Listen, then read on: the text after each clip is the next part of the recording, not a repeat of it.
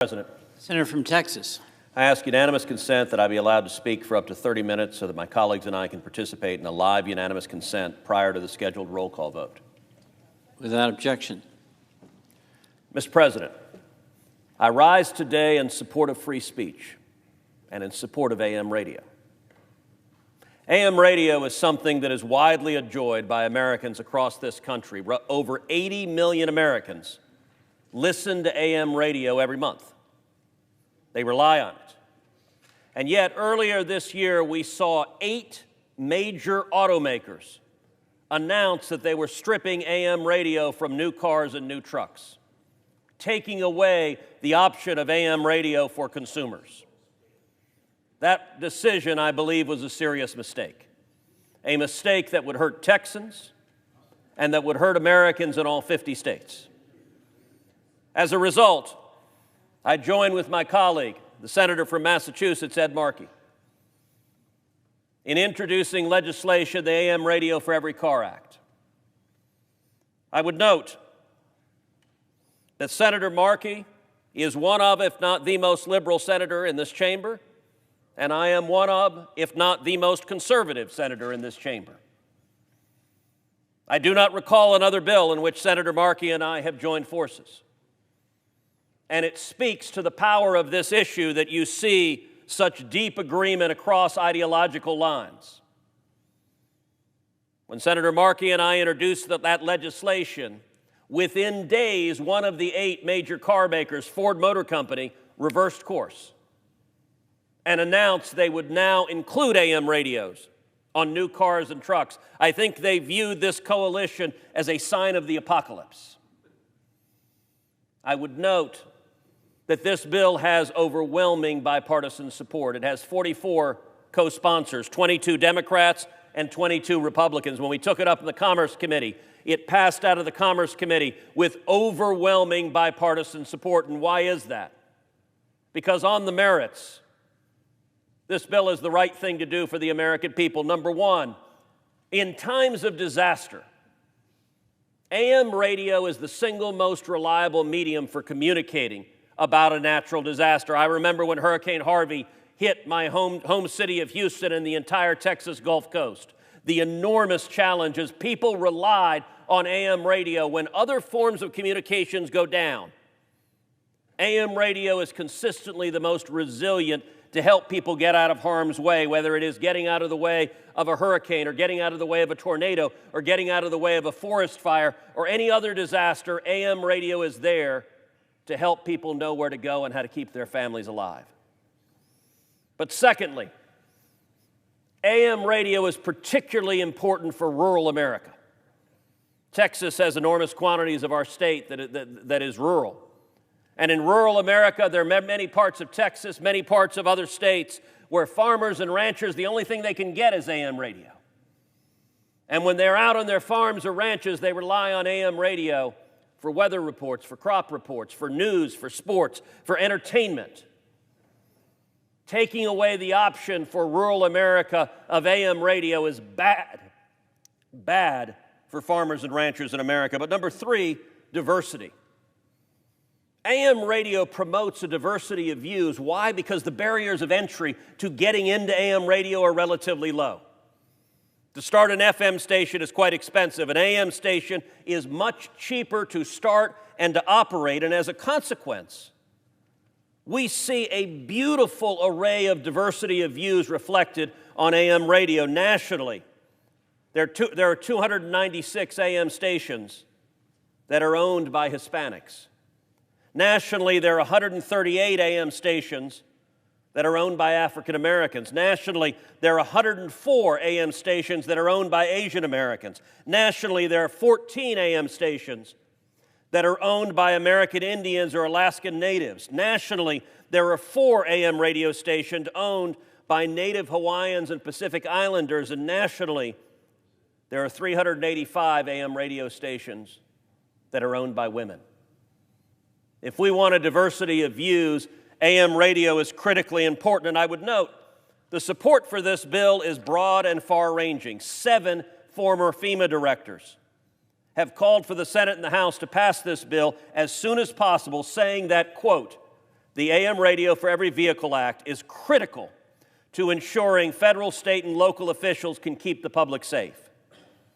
That sentiment was echoed by multiple emergency response organizations, such as the International Association of Fire Chiefs, Big City Emergency Managers, and the National Association of Counties. All 50 state broadcaster associations have called on Congress to pass this bill. In addition to media groups including the National Association of Black-Owned Broadcasters, the National Urban League, and OCA, Asian Pacific and American Advocates. The bills received the support of many agricultural and livestock groups.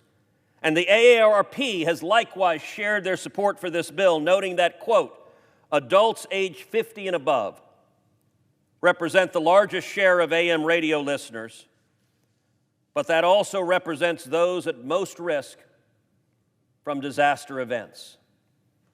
This is a bipartisan bill that makes sense, that preserves consumer choice. And Mr. President, this bill should pass easily. And yet, it's not going to pass this afternoon. My friend, the senator from Kentucky, it is my understanding, intends to object. And I would note that one aspect of AM radio is particularly important to Texans and to the citizens of Kentucky and to people all across this country, which is that AM radio is a haven for free speech. AM radio is a haven for people to speak even if their views are disfavored by the political ruling class. Talk radio is an oasis for conservative speech. Rush Limbaugh would not exist without AM radio. The views of my friend, the senator from Kentucky, would be heard by many fewer people without AM radio. Whether Mark Levin or Sean Hannity or Glenn Beck, allowing free speech is important. I believe these automakers stood up to remove AM radio as part of a broader pattern we see of censoring views that are disfavored by big business. I think this is consistent with what big tech has done, silencing views they disagree with. And so this bill is all about preserving consumer choice, letting consumers decide. If you don't want to listen to AM radio, turn it off. But you know what? If the automakers all come together and say, you can't turn it on because we're not going to put it in your car, we're not going to put it in your truck, you don't have the right to choose what you will listen to. I think that's profoundly harmful for our country, profoundly harmful for free speech. And so I hope this body can actually act in support of Americans in harm's way in a disaster, in support of farmers and ranchers who rely on AM radio, in support of a diversity of views speaking online, and in support of free speech. For whatever your views, whether they're right-wing, left-wing, or no wings at all, AM radio lets people speak and make the case in John Stuart Mill's marketplace of ideas. Accordingly, Mr. President, as if in, actually, before I do this, I would like to yield to my colleague from Massachusetts. Oh, okay. Accordingly, Mr. President, as if in legislative session, I ask unanimous consent that the Senate proceed to the immediate consideration of calendar number 208 S1669. Further, that the committee reported substitute amendment be agreed to. The bill as amended be considered read a third time and passed, and that the motions to reconsider be considered made and laid upon the table. Is there objection? Mr. President, Senator from Kentucky. reserving the right to object, there is a certain amount of irony in seeing Republicans come to the floor proposing mandates on business, to Republicans picking winners and losers. Mandating that all cars have AM radio is antithetical to any notion of limited government and has nothing to do with the debate over free speech. The debate over free speech is whether or not government can place limitations on speech. It has nothing to do with whether or not you have a right to have your opinion in the New York Times or whether you get to listen to radio. Really has nothing to do with the debate over free speech. The debate over free speech, as listed in the First Amendment, is that government shall pass no law. It has nothing to do with you forcing your manufacturer to have AM radio.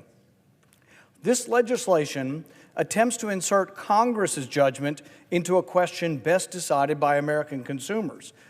This isn't about consumers turning on or off the radio. This is about consumers deciding which car they want to buy, what they want to pay for it, and what they want as the extras in the car. American families are already struggling, and this bill is yet another private sector mandate that would cost car buyers even more money.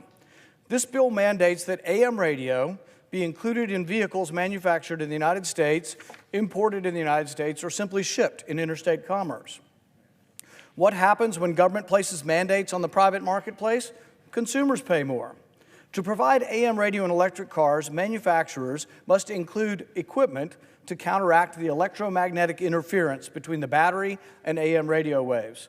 The equipment necessary to fix this problem, at a minimum, costs several $100s per vehicle. According to the Consumer Technology Association, even a small automotive productive line would incur costs above $15 million to comply with this mandate. The sponsors of this legislation know this bill will increase costs for car buyers. That's why they included a provision that also prohibits car makers from charging a fee or an additional payment for access to AM broadcast stations. So it's not just a mandate that you have to have AM, it's a mandate that you can't charge for AM radio. It's more than one mandate on car manufacturers, and it will add to the cost of the car. What sure is an interesting thought. They think they're going to prevent this by saying the car manufacturer can't charge for AM radio, but people will still pay more for the cars. If the mandate is opposed one way or another, people will pay for this cost. It just doesn't disappear. When angry consumers then complain about the ever-increasing cost of cars, the proponents of this bill will inevitably shrug their shoulders and say, "Don't blame us. We passed a bill that forced car companies to incur additional costs, and then we told them they weren't allowed to charge you, but they did anyway." When the government imposes costs on manufacturers, government inevitably imposes costs on consumers. No bill can shield consumers from the higher cost imposed by government. And Congress already imposes significant costs on all taxpayers by forcing the many to subsidize the few who own electric cars. Electric car vehicles make up a small but growing percentage of vehicles on the road. They comprise about 2% of all vehicles, and nearly 6% of the vehicles sold last year were electric. Most of these electric cars are subsidized by the taxpayer. If you want to get to the root of this problem, if you don't want government subsidizing something that bans your favored form of entertainment, quit subsidizing them. So I have a great deal of sympathy for AM radio. I love AM radio. But I don't want to give up on our philosophy and just say, oh, well, because it's something we like, we're going to mandate it. If you want to get to the root of the problem, quit subsidizing the car manufacturers, quit subsidizing electric cars if they're going to disfavor our speech. That's a way of encountering speech and promoting speech that doesn't involve giving up on our principles that mandates on business are not a good idea.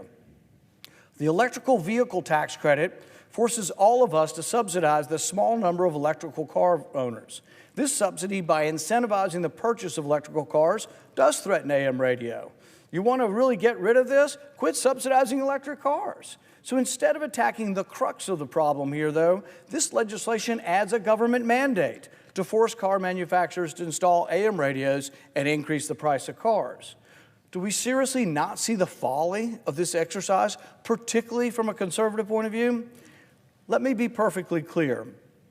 Government intervention in the economy cannot be the solution to problems caused by government intervention in the economy. We have this problem because government's subsidizing these electric cars. We're going to fix it by then mandating some other government rule. One mandate does not cancel out another and will not make the situation better. At some point, we have to remember that we are members of Congress, not the central planners of automobile industry. With that in mind, I offer a solution to get the government's foot off the neck of taxpayers. Let's let the free market decide where consumer is king operate. Let's let people, without subsidies, without coercions, without the government get involved, let's let them pick. Do you want a car with an AM radio, or do you want an electric car without an AM radio? But let's don't subsidize one or the other. Rather than mandate the installation of AM radio, let's stop subsidizing the purchase of electrical cars and the removal of AM radio. Let's let the consumers tell the manufacturers, through hundreds of transactions a day, what their preferences are.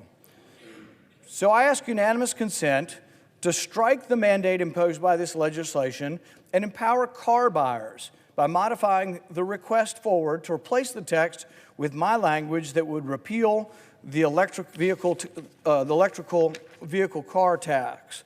So I would ask the senator to modify his request and that the Paul substitute amendment at the desk be considered and agreed to, that the bill as amended be considered, read a third time, and passed, and that the motions to reconsider be considered, made, and laid upon the table. Is there objection to the modification? Reserving the right to object. Senator from Massachusetts. I thank you, Mr. President.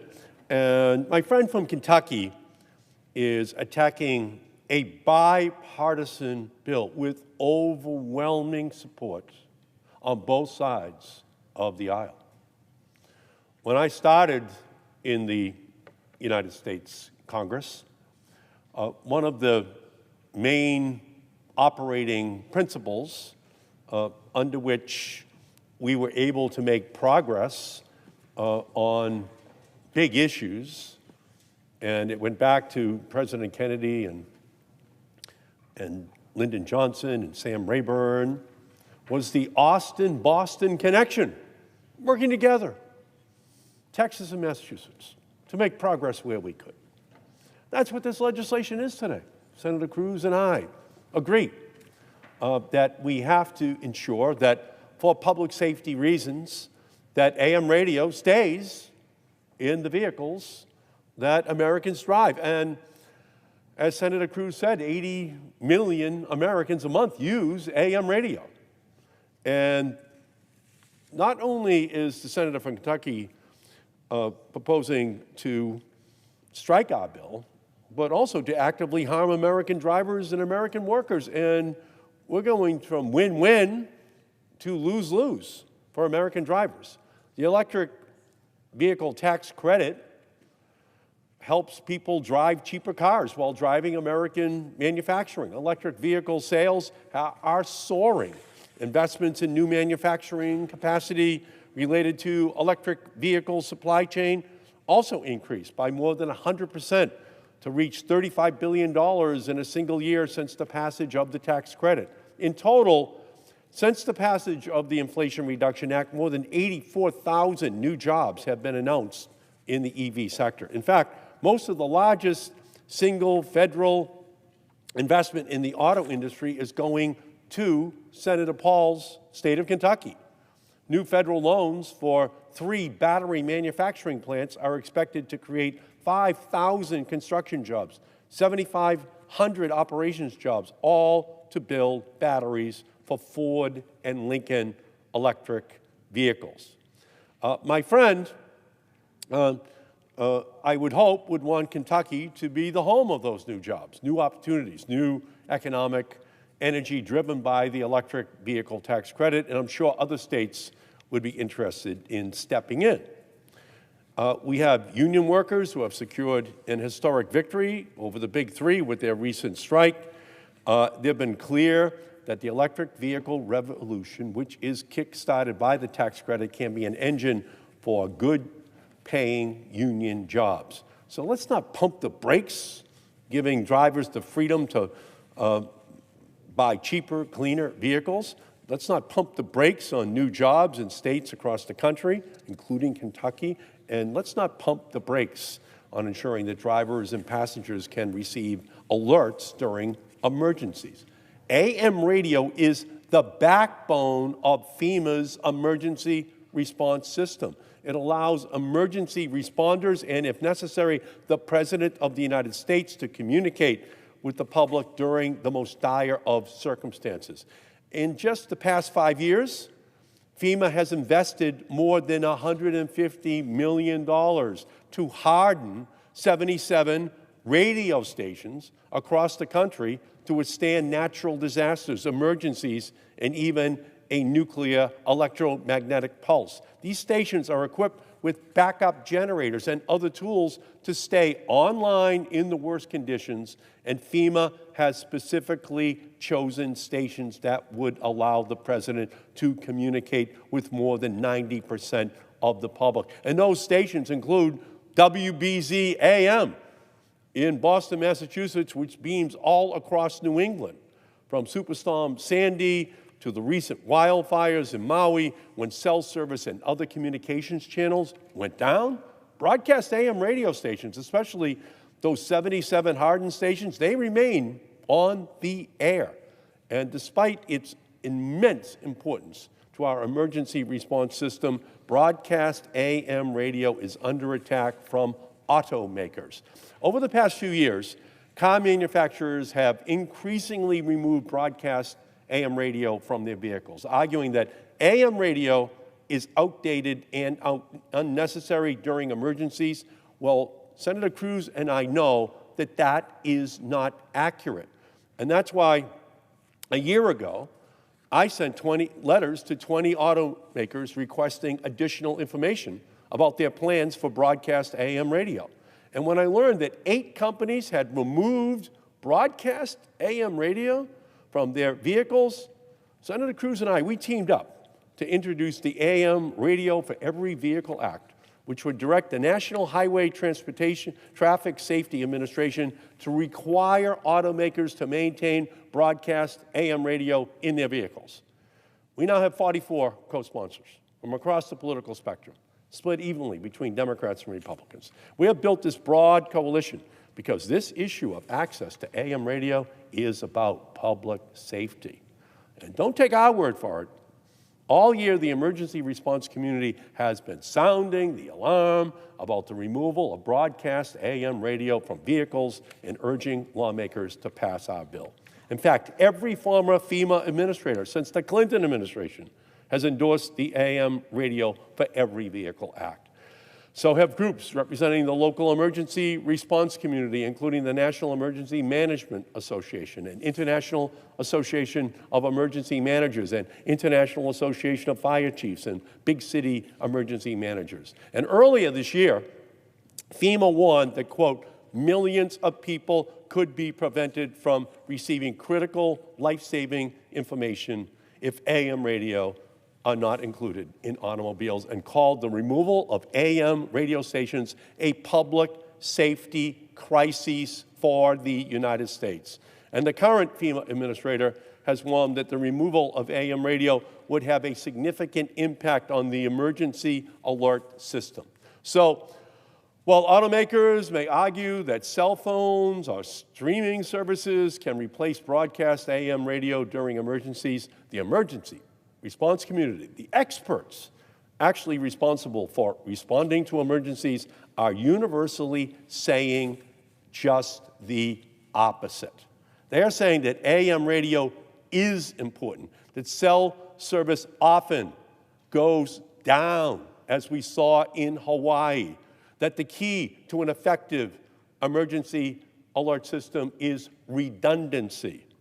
Who do you want to listen to? The automakers with a financial interest in removing AM from their vehicles, or the experts warning that this is a crisis? Every single day that passes is another day in which automakers put cars on the road without broadcast AM capabilities, putting their drivers and their passengers and their families in jeopardy. On matters of safety, we can't compromise. We have to listen to the experts when it comes to our national security. And I urge my colleagues to stand with the tens of millions of AM radio listeners and the emergency response experts and support the AM Radio for Every Vehicle Act, which Senator Cruz and I have introduced. And with that, Mr. President, I object. Is there objection to the original request? I object. Objections are heard. Mr. President, Senator from Texas. I want to briefly respond to the arguments raised by the senator from Kentucky and then yield the floor to Senator Lujan from New Mexico. Mr. President, the senator from Kentucky suggested that free speech has nothing to do with the actions of private companies censoring citizens. And I'm going to suggest that is a very cribbed version of free speech. The senator from Kentucky argued all we should care about is government restrictions of speech. But apparently that means there is no role to do anything to protect free speech rights from big tech companies that censor and silence and deplatform voices they disagree with, that abuse their monopoly power to silence voices. I'll tell you, I've been proud to earn support from libertarians across Texas and across the country. And it is a strange libertarian view that supports big tech censorship of free speech. Being a libertarian does not mean being an anarchist, and I would suggest there is a role for government rules and regulations that are liberty enhancing and choice enhancing, and that's what this choice is. The senator from Kentucky said, well, consumers can just choose to turn on the AM radio. Well, no, they can't if you have 8 automakers working in concert to take that choice away from them. This is all about giving them that choice. And secondly, I would say, the senator from Kentucky suggested consumers would pay more. Mr. President, the status quo as AM radio is in the cars and trucks right now. And it's not just electric vehicles the car makers are pulling it from. It's every vehicle, including internal combustion vehicles. This is about stripping consumer choice and killing AM radio. I hope the majority leader will schedule this bill for a vote, because if he did, it would pass with an overwhelming vote on the floor of the Senate. And I hope the senator from Kentucky will reconsider, because this bill would have passed today were it not for 2 words from the senator from Kentucky: I object. That is the only reason this bill has not passed today. And with that, I yield to Senator Lujan. Mr. President. Senator from New Mexico.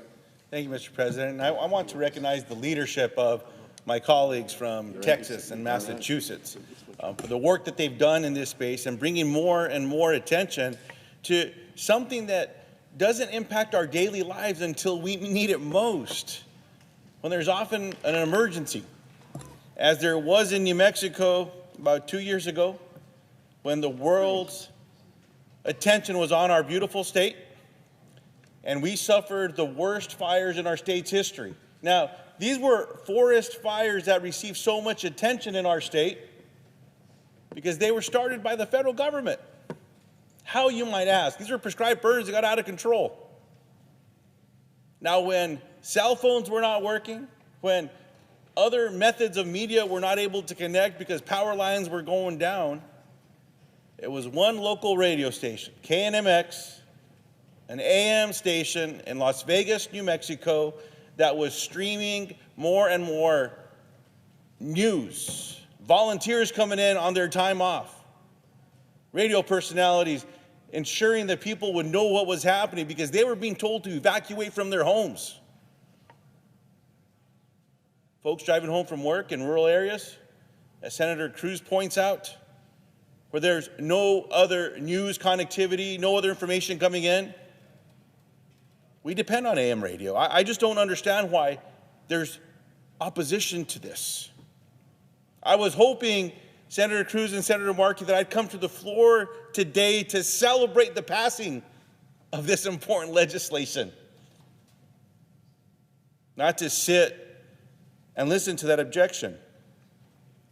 Just to point out that local news reported, predominantly through AM radio and in New Mexico because of the fires, we heard from the FEMA administrator, from Administrator Griswold, who said, quote, AM radio is one of the most dependable ways that we can reach individuals across this country to get warnings out there. We saw this play out firsthand in New Mexico. And as we've been reminded, this is not just a challenge in my state or in Texas or in Massachusetts, but in every one of the 50 states across the country. The federal government should be doing more to make it easier for Americans to access potentially life-saving emergency broadcasts. Plain and simple. With natural disasters happening every day in every state, I wanted to clarify a few points, some of which I heard today. One, I've heard a claim that the AM for Every Vehicle Act will force manufacturers of electric vehicles to completely redesign the drivetrain. I heard a little bit about that today. Here are the facts. The fact is that car companies have already solved this engineering challenge. We've already heard of the number of companies that have come forward With the 20 letters that Senator Markey sent out, 10 companies responded. Honda, Hyundai, Land Rover, Kia, Lucid, Mitsubishi, Nissan, Stellantis, Subaru, and Toyota, that they already figured this out. Brilliant engineers at those companies figured this out. One of the folks that are objecting to this are flying rocket ships. I would argue have some of the most talented engineers in the world working for them. Challenge them to solve this challenge as the other 10 companies have. Sometimes it just means insulating some cable a little bit more, not because it impacts the vehicle, because there might be a little bit of static coming in. I'd rather have a little static and receive the life-saving information than not even have access to it. I've heard that the AM for Every Vehicle Act will increase costs for new vehicles by thousands and thousands of dollars by these vehicles. Well, again, 10 companies have already figured this out and they're making it happen. But here's the concern that I have. I see access to AM radio as a life-saving feature, important information that we all depend on. I heard that seatbelts would be too costly when that was being put forth as a requirement in vehicles to help save people's lives. When there was a conversation about airbags saving people's lives, I heard and I read that it was too expensive, that shouldn't happen. We don't need airbags in vehicles. When we were all debating about the inclusion of backup cameras to prevent the deaths of little kids in cars, there were many that were saying, oh, it's too expensive, it cannot be done. I'm very concerned that when it comes to moving this technology forward, that the same tired excuses are brought forward. And this body has a chance to be able to get this done, and I hope that we can see something put on the floor here soon, because more and more vehicles getting on the road without AM radio are jeopardizing the life and safety of our constituents. The last thing I'll say is this, and this was with a conversation from a small radio owner in New Mexico out of Santa Fe, out of KSWV, and I was speaking to him before I came down, and he was reminding me, Mr. President, about the core physics of electromagnetic spectrum around AM. You touched on this, Senator Markey. It's everywhere. As a matter of fact, KOB, a station in Albuquerque, New Mexico, they touch a little more than half of the state with their broadcasts. It's pretty incredible what this spectrum can deliver in our communities, and we should maximize the reach of emergency alerts over AM radio and wireless networks. The physics and the electromagnetics of this are plain and simple, and that's why I certainly hope that we can get this done.